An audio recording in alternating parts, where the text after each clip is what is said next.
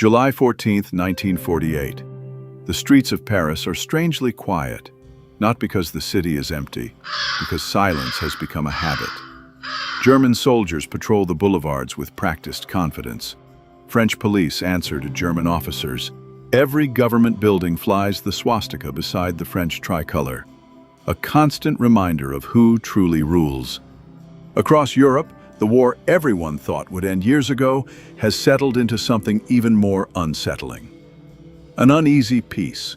There are no massive battles on the Eastern Front, no frozen wastelands littered with wrecked tanks, no millions of German soldiers dying in the Russian snow. Instead, Europe has become a fortress.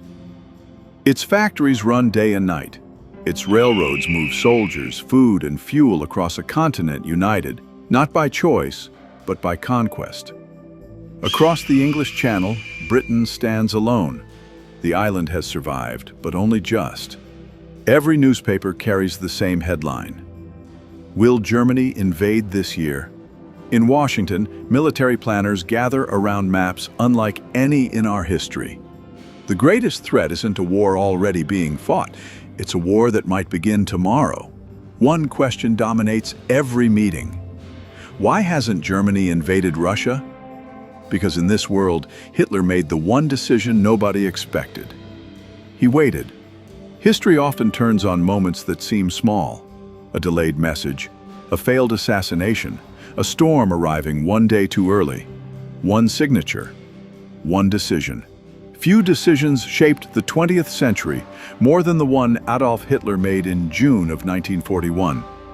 In our history, Germany launched Operation Barbarossa, the largest land invasion ever attempted. Over 3 million Axis troops crossed into the Soviet Union, and the war became a conflict of unimaginable scale. It became one of the greatest strategic disasters in military history. Germany bled itself dry, fighting a war of attrition it could never win, and by 1945, the Reich was finished. But history is not inevitable. Every decision contains roads that were never taken. What if Hitler never invaded the Soviet Union? What if Germany stopped at the edge of the eastern border? What if the largest invasion in history simply never happened? To understand that question, we need to understand why he invaded at all. By the summer of 1940, Germany looked unstoppable. Poland had fallen. Denmark surrendered almost immediately. Norway was captured. Belgium collapsed. The Netherlands fell. Then came France. One of the strongest armies in the world, defeated in 6 weeks. Newspapers called Hitler a military genius. Only Britain remained. Protected by the Channel and the Royal Navy, it refused to surrender. The Luftwaffe launched wave after wave in the Battle of Britain, hoping to force negotiations. Instead, British pilots held on, and Operation Sea Lion, the invasion of Britain, was postponed indefinitely. That left Hitler with a problem. Rather than wait Britain out, he turned to an obsession that had shaped his thinking for years, expanding east to seize what he called living space. He viewed the Soviet Union as both an ideological enemy and a source of land, oil, and grain. He believed wrongly that it would collapse within weeks. His own generals warned the campaign could drag on for years and questioned whether Germany could fight Russia while Britain remained undefeated in the West. Hitler believed speed would solve everything. In our timeline, he gave the order. Operation Barbarossa began on June 22, 1941. At first, everything went to plan. Entire Soviet armies encircled, hundreds of thousands of prisoners taken, German tanks racing across the steppe. Many believed the war would be over before winter. Then the distances grew longer. Supply lines stretched thin. The roads turned to mud. The Soviets kept mobilizing, kept relocating factories east, kept fighting despite catastrophic losses. Then winter arrived, and history changed forever. Now imagine a different world, not one where Hitler becomes a different man, not one where Nazi ideology disappears, just one signature that never happens. Late spring, 1941. Intelligence reports keep arriving in Berlin. Some on Soviet troop movements, others on Britain's stubborn resistance. Logistics officers keep filing warnings of their own. Fuel reserves lower than expected, trucks wearing out faster than factories can replace them, railways across occupied Europe stretched to their limit. The quiet conclusion forming among the planners is this: Germany can invade the Soviet Union, or it can prepare for a longer fight against Britain. Trying to do both may be disastrous. In reality, these warnings changed nothing. In this timeline, something does. Perhaps a trusted advisor convinces Hitler that Britain will eventually negotiate if Germany simply tightens its grip on Europe first. Perhaps intelligence overstates Soviet strength. Perhaps Hitler, flush with victory, simply believes there's no need to rush. Whatever the reason, the order never comes. June 22, 1941 arrives. German soldiers wait along the border. Engines stay silent. No artillery shakes the dawn. The largest invasion in human history never begins. At first, nobody understands what's happening. British intelligence braces for reports of fighting. Instead, silence. Soviet commanders who had convinced themselves war was imminent keep their forces on permanent alert, watching a border that refuses to erupt. Weeks pass, then months. In London, in Moscow, in Washington, the same question circles endlessly. Has Hitler changed his plans, or is he preparing something even bigger? No one knows. But everyone senses history has taken a different road. Nearly 3 million German soldiers now sit stationed across Eastern Europe instead of dying in it. Armored divisions that would have been destroyed outside Moscow sit idle and intact. Fuel depots fill instead of empty. New tanks roll off the assembly line instead of being abandoned in the snow. Across the border, the Soviets mirror every German movement. Trainloads of troops from the interior, engineers digging in, airfields crowding with aircraft on permanent alert. Neither side fires the first shot. It becomes the most heavily armed border on Earth. A peace built entirely on fear. Without an Eastern Front devouring men and machines, Germany suddenly has something it never had in reality: options. Some generals push to finally finish Britain. Others want to tighten the naval blockade. Others eye the Mediterranean and its oil. After weeks of debate, Hitler settles on an answer. If Britain cannot be invaded yet, it can be strangled. The Atlantic becomes Germany's new battlefield. Steel, shipyards, engines, and experienced crews that would have gone east now build submarines instead.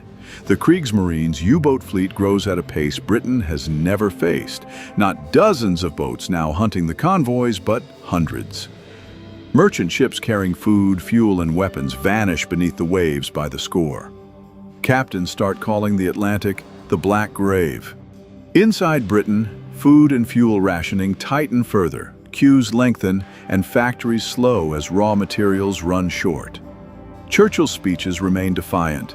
"We shall never surrender," still echoes across the country. But behind closed doors, his own cabinet is asking a question that would have been unthinkable a year earlier. Can Britain actually survive this alone? Churchill refuses to even consider negotiation. But even he understands that time, Britain's greatest weapon in 1940, may now belong to Germany instead. Thousands of kilometers east, Stalin cannot make sense of what Hitler is doing. For months, Soviet intelligence had warned an invasion was coming. Now the German army sits at the border and does nothing. Every month of uncertainty becomes another month of Soviet preparation. More tanks, more aircraft, more trained reservists, more hardened defenses. Hitler's decision not to invade is, without him realizing it, building the very army that could one day defeat him. The invasion has been delayed. Almost no one in Moscow believes it's been canceled. Across the Atlantic, Roosevelt watches with growing unease. America's whole strategic assumption that Germany would eventually exhaust itself fighting Russia has quietly evaporated. Instead of bleeding out in the east, Germany is growing stronger, its occupied economy churning out coal, steel, and food at scale. Every report reaching Washington reaches the same uncomfortable conclusion. If America eventually joins this war, it may be facing a far more dangerous Germany than anyone had planned for. Behind the front lines, Berlin uses the freed-up labor and engineering capacity to weld occupied Europe into a single industrial machine. French, Belgian, Dutch, and Polish factories, all feeding one war economy. For the first time since 1939, Germany isn't racing against collapse. It's building. Historians will later argue that the single most valuable resource in this timeline isn't tanks or oil. It's time itself. In our history, Hitler burned time recklessly in Russia. Here he's investing it, and every month without a two-front war compounds his advantage. By the spring of 1942, Europe has settled into a strange, uneasy rhythm. German troops stand at the Soviet frontier. Soviet troops stare back. Britain endures. America watches. Every intelligence agency on Earth agrees on one point. This silence cannot last forever. The armies are too large, the ambitions too great, the distrust too deep. Someone will move. The only question is who and when. The spark, when it finally comes, doesn't come from Europe at all. It comes from the Pacific. Japan has spent years expanding across East Asia, and its war machine is starving for oil, rubber, and steel as international sanctions tighten. Germany's decision to hold at the Soviet border changes nothing about Tokyo's dilemma. Accept decline, withdraw, or gamble everything on war. After months of debate, Japan makes the same choice history remembers. December 7, 1941. The sky above Hawaii is clear. Then the aircraft appear, and within minutes, the battleships are burning. Pearl Harbor shocks the United States into total war. Recruitment offices overflow. Factories retool overnight. American isolation ends in an afternoon. Historically, Hitler declared war on the United States 4 days later, even though he wasn't obligated to. In this timeline, the decision is agonized over for days. His advisors argue that America is too industrially powerful to provoke unnecessarily, that Germany should let Washington exhaust itself against Japan instead. Finally, Hitler decides. Not yet. The choice stuns Roosevelt. With Germany holding back, many Americans still see the wars in Europe and the Pacific as separate conflicts, and Roosevelt faces real political resistance to fully committing against Germany. Aid to Britain continues, but a full American ground war against the Reich is delayed.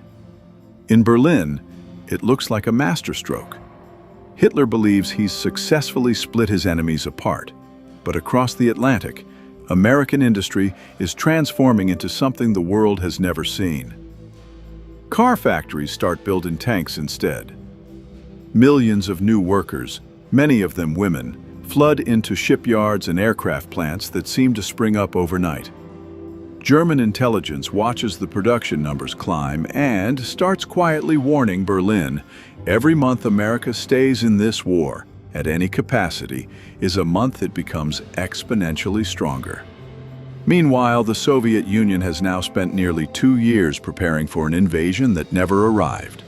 New defensive lines, thousands of fresh tanks, record aircraft production, officers who have spent 2 years studying every German campaign since 1939, dissecting the blitzkrieg down to its supply lines.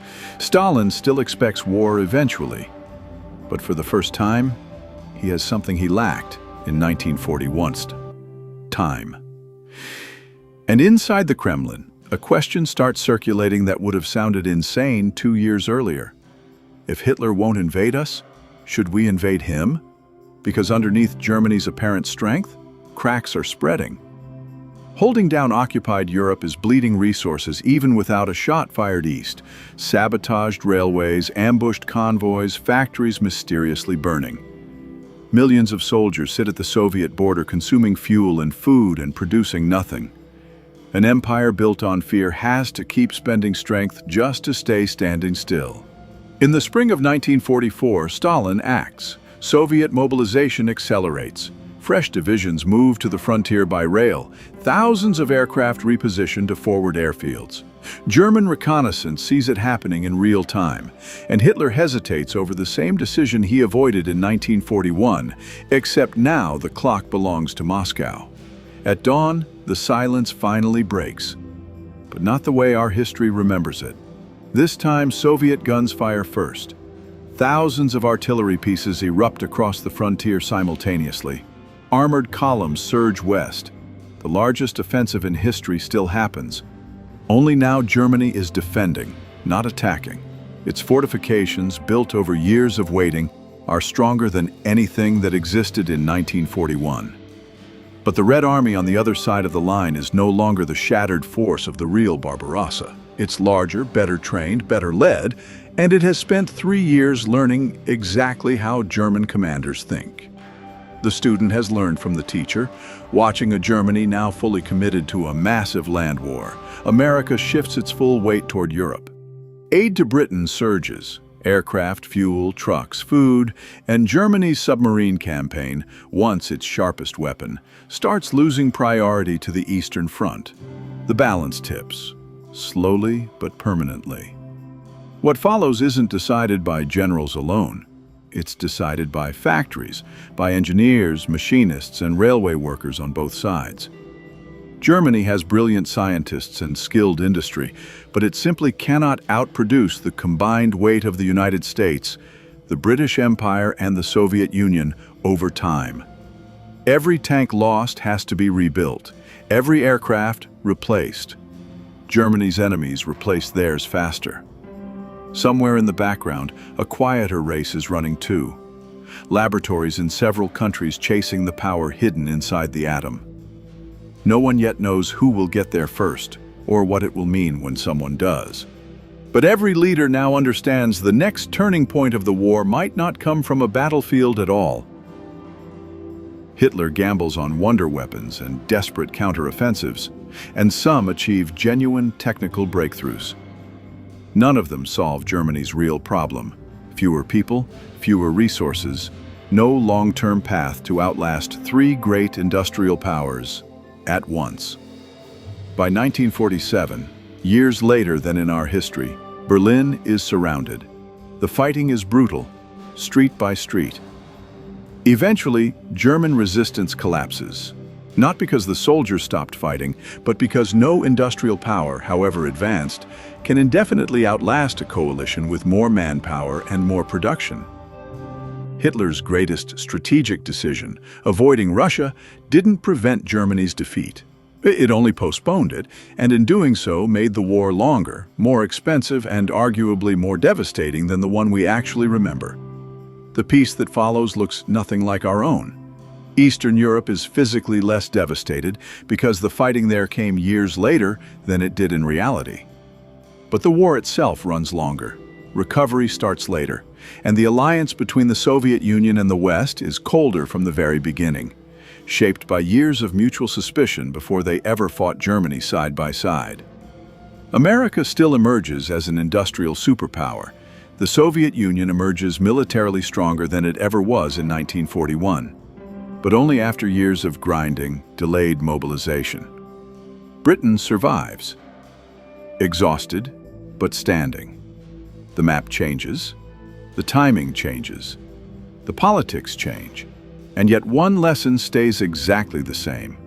When people imagine alternate history, they usually look for the one decision that guarantees victory, but history rarely works that way. Change one event, and you create dozens of new consequences, some good, some catastrophic. Hitler's invasion of the Soviet Union was, without question, one of the great strategic blunders of the 20th century. But avoiding it wouldn't have erased Germany's other problems. Britain still resisted. American industry still had no equal. The Soviet Union was still an enormous growing power. Germany's enemies would still adapt, still learn, still fight. Maybe the deepest irony of all is this. By refusing to invade Russia in 1941, Hitler might have avoided his fastest route to defeat, only to build a slower, more complicated road to exactly the same ending. Not because history was predetermined, Because winning a world war takes more than brilliant tactics. It takes resources, allies, economics, logistics, time, and above everything else, the ability to outlast everyone else. Sometimes the most important question in history isn't who made the biggest mistake. It's, could anyone have won it all? Would Germany still have lost? Many historians argue that America's industrial power, Britain's resilience, and the Soviet Union's vast resources would eventually have tipped the balance. Others believe delaying the Eastern Front could have opened entirely new possibilities. We'll never know for certain, but that's the fascination of alternate history.